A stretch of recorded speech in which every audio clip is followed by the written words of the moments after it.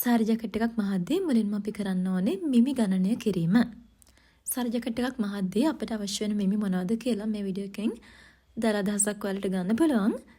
උරහිස මිම්ම ඕනේ. මගේ උරහිස මිම්ම අඟල් 14මාරයි.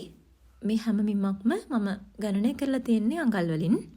ඒ වගේම පපුව වට මිම්මත් ගණනය කරන්න ඕනේ. මගේ පපුව වට මිම්ම විදිහට ලැබුණේ අඟල් 38මාරක්. මම ඒකත් ලියාගත්තා. මේ මිමි මේ විදිහටම බ්ලොක් එකට ගන්නෙ නැහැ. අපිට මේ මිමි බෙදලා වෙනස් කරලා හදාගන්න තියෙනවා. ඒ වගේම ඊළඟට මම මගේ 60 උස්ස ලබා ගත්තා. 60 උස්ස විදිහට මට ලැබුණේ අඟල් 16මාරක්.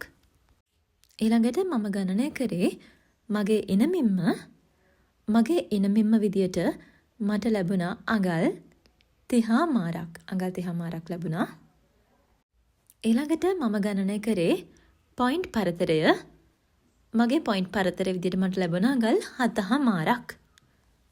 ඒ වගේම ඊළඟට පපුව මැදට උස්ස ගණනය කරා. පපුව මැදට උස්ස විදිහට මට ලැබුණා අඟල් 9මාරක්. ඒ වගේම තවත් වැදගත් මිම්මක් වෙන බ්‍රාකට් උස මිම්මත් අපි අනිවාර්යෙන් මැනගන්න ඕනේ. මගේ බ්‍රාකට් උස විදිහට ලැබුණේ අඟල් 13මාරක්.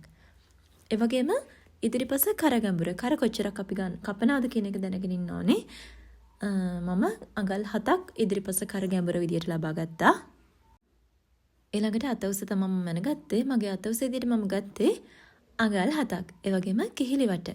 කිහිලිවට මිම්මත් අපි මැනගන්න ඕනේ. මගේ කිහිලිවට මිම්ම අඟල් 15මාරක් මට ලැබුණා. ඒ වගේම ඊට පස්සේ අත්වටය විදිහට මට ලැබුණේ අඟල් 11මාරක මිම්මක්. සාරි ජැකට් එකක් මහන්න අපිට මෙන්න මේ මිමි ටික තමයි අවශ්‍ය වෙන්නේ. ඉතින් ඔයාලත් සාරි ජැකට් එකක් මහන්න කලින් මෙන්න මේ විදිහට මිමි ටික ගණනය කරලා කොලයක ලියා ගන්න එක අපිට පහසුවක්. ඊළඟ වීඩියෝ එකෙන් කියලා දෙන්නම් කොහොමද සාරි ජැකට් එක හරියටම බ්ලොක් එක ඇඳලා කපලා මහන්නේ කියලා.